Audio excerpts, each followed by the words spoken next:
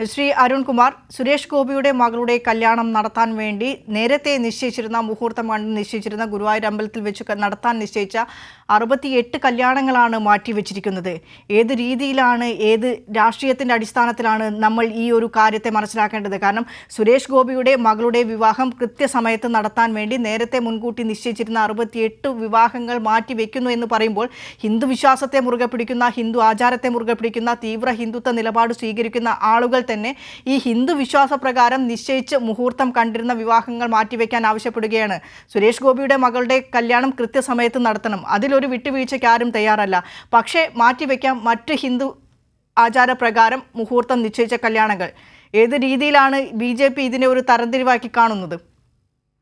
വളരെ ഗൗരവമായിട്ടുള്ള വിഷയം തന്നെയാണ്. കാരണം ഒരു വിവാഹത്തിന്റെ മുന്നൊരുക്കങ്ങൾ എന്നൊക്കെ പറഞ്ഞാൽ എത്ര കൃത്യതയോടെ വളരെ നേരത്തെ ആരംഭിച്ചതാണ്. ക്ഷണം പൂർത്തീകരിച്ചു, അതിന്റെ മറ്റ് അനുബന്ധ കാര്യങ്ങളെല്ലാം പൂർത്തീകരിച്ചെന്ന് നമുക്കറിയാം.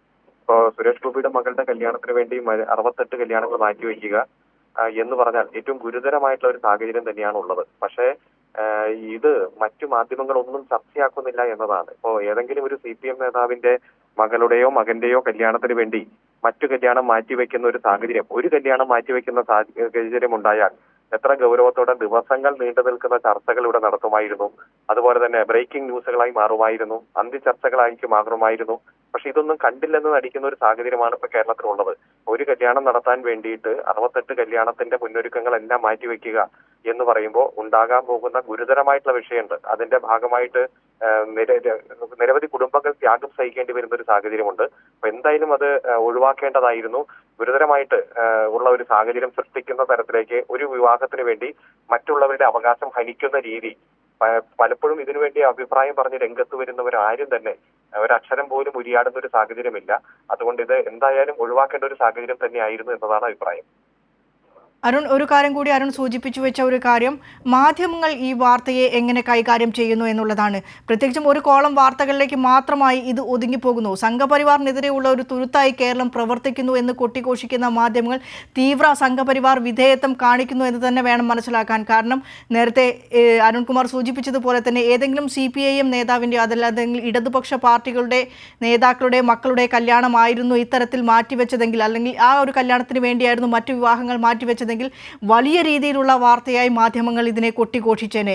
ഇത്തരത്തിൽ ഒരു തീവ്ര ഹിന്ദുത്വ നിലപാട് അല്ലെങ്കിൽ ഒരു വിധേയത്വം മാധ്യമങ്ങൾ കാണിക്കുന്നു എന്നുള്ള ഒരു പരാതിയുണ്ടോ അരുൺകുമാറിന്? തീർച്ചയായും. കാരണം ഇപ്പോൾ ഈ 68 കല്യാണങ്ങളാണ് മാറ്റിവെച്ചത്.